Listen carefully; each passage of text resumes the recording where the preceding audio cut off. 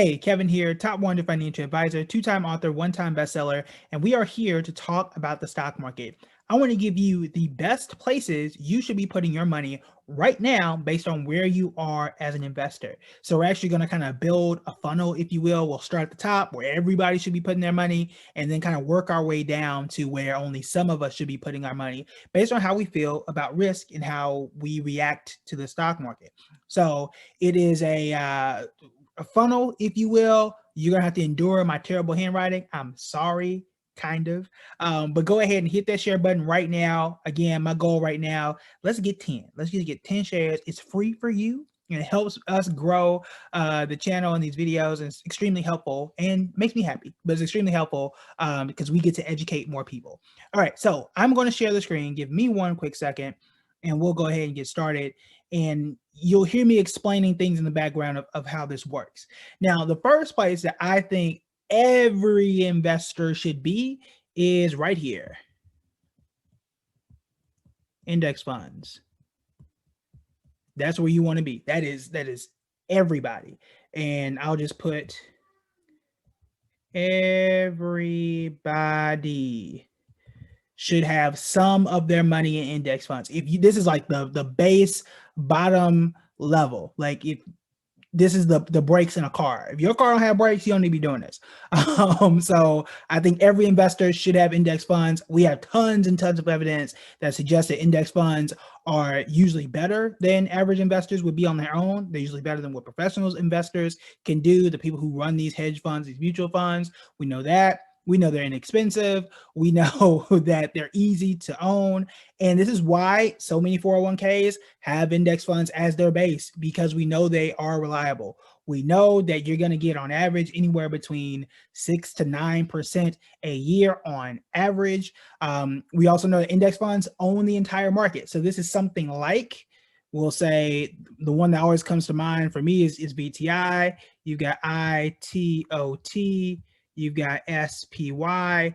These are just examples. There are literally dozens and dozens of index funds that do the exact same thing.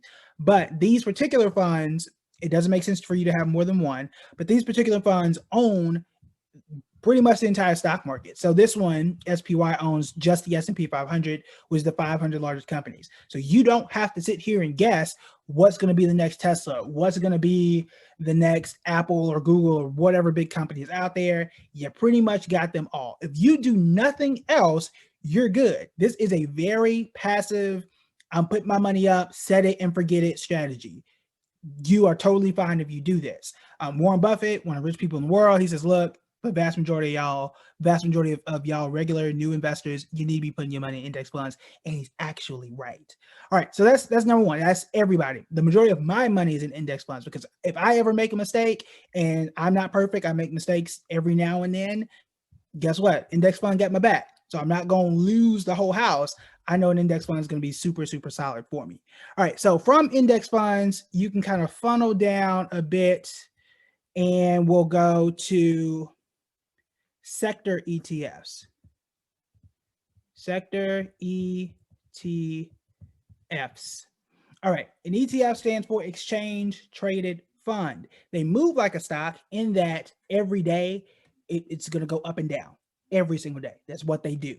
But a sector ETF means instead of having the entire market, we're only going to focus on one sector. So an oil ETF, a subscription ETF like Subs. This is a new one. So this ETF only looks at companies that have a subscription service. So Disney Plus, it may have Disney, Netflix, Spotify, stuff like that. Or something like, you could say ARKK. This is innovation. I think they only do like technology, biosolutions, stuff like that. That is a sector. And this has 3 sectors. So those are the areas that this will invest in. Whatever sector you want to invest in, that's totally fine. So I would say this is maybe a medium investor. You can say medium risk. I'll just do this.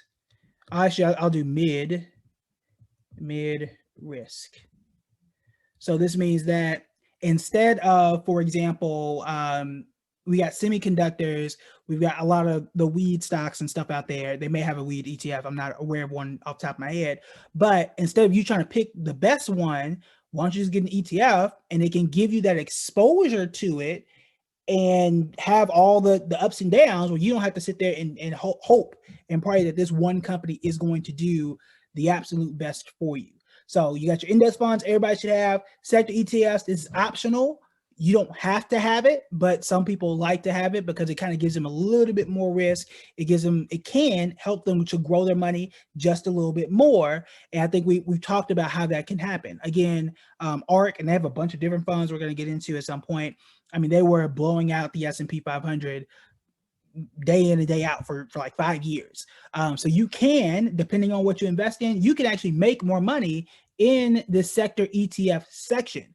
But again, that's not every single ETF out there. It depends on what sector you are looking at. But it's a good medium risk way to say, look, I want to own several companies, but I want to focus on something I'm really passionate about, something I really understand. Maybe it's a tech fund or something like that. And I think that's going to do better than what an index fund can do on its own. So then we move down just a little bit more. And this is not the best artistic work I've ever done. Or maybe it is. I'm not an artist. Y'all know how it is. So then we got stocks. Now, the funny thing is most people just focus down here and just say, forget all the other stuff. I just want to own me a stock. The thing is, this is actually the high risk, not the highest, but it's high risk here. Now, why do I say it's high risk? Because it really depends on what you invest in. If you invested in GameStop or AMC or Aurora Cannabis not too long ago, or Tilray or Kodak, the list can go on. That's risky, right? Now you got the opposite side of things where you could have invested in Netflix, Amazon, Google, Facebook, list goes on, right? There's a total opposite side of this where you can say it's relatively safe, even though Microsoft in there too. So the chances of choosing something good and something that's going to make you money, that really depends on who you are and what you pick it. You get people, we just did this episode, on Friday, of people, really want to go towards penny stocks. Okay, that's a high risk, right? So that's why this is in this particular category. So stocks are the highest risk out of this particular category. Your index funds, everybody should be in. You want to take a little medium risk, you want to go for the sector funds. If you want to go for higher risk or high risk, then you can go for stocks. And this is kind of how I have each of these tiers. Now the last part, and we'll zoom in here, is options. So options are, I don't even know if I spelled that right. I feel like it just, something don't look right. I don't know what's going on. So in this case, the highest risk.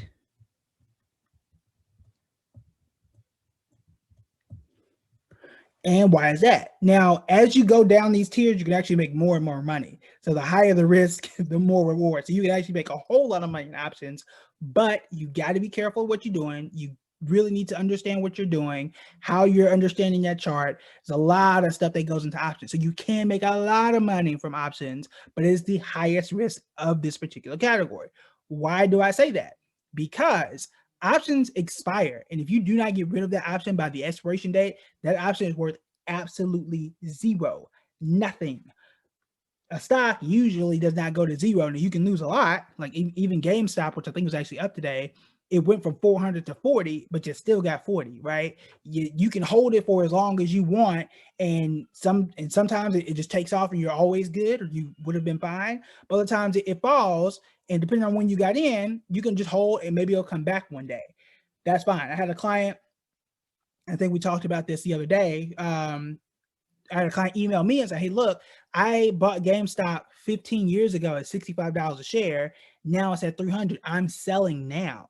And guess what? She had it for 15 years. You are not holding an option for that long. And again, the way the options move and the prices change, it's a lot more risky. Doesn't mean you can't make money. I've made money using options. I teach students how to make money using options inside the Investors Toolkit. So it is a way to work. It is a way for your money to move for you, but just know that it comes with a much higher risk than everything else. So if you are a beginner, I think everybody, you want to start here. And let me change this. So you want to start, and let me make this a little thicker. I think everybody should start here. What you don't want to do, and what we've seen people do on Robinhood, is automatically start right here at the bottom and just say, I'm just gonna bet the house. I hope this stock works. I'm gonna try options. I don't know what they are. I'm gonna just jump into it. No, you don't want to do that. You want to start here, and I would caution you to have a good chunk of your money there. If you want to do mid risk, you can. You don't have to. But for me personally, the way I have my money divided up, and you don't have to do the same as me, I would say from the money I have in stocks, we're talking like maybe, actually, yeah, I think it's 70% is in index funds. Then I've got about 25% here in stocks. I may have 1% right now in the ARC fund that we had talked about. So very, very little right now. I do want to actually raise that a bit more, and that leaves me with what, 4%? 4% for options, and that right now I have 0 options because I'm really waiting for the market to move the way I want it to move. I'm looking for a good trade. So that's kind of how my money is personally divided up. Yours can be completely different. It doesn't have to be like this. And this is of the money I have in stocks. I have another 30%. So I've got, what am I at? I'm at 80-20. 80% of my money is in stocks. This is what you're seeing here. 20% are in bonds. That's in another bucket. We can talk about that another day. But this is how I see it. Now, you may be asking, well, what about crypto? Where does cryptocurrencies, Bitcoin, where does all that stuff fall into? I see it somewhere in between here, depending on what cryptocurrency you have, because I think Bitcoin is becoming more legitimate. I've done videos about that. I think Dogecoin is complete trash. I've done videos on that. We'll see how well that ages. I see it somewhere in between. Maybe there are some Bitcoin ETFs, so cryptocurrency ETFs that kind of have some exposure. That's something you can look into.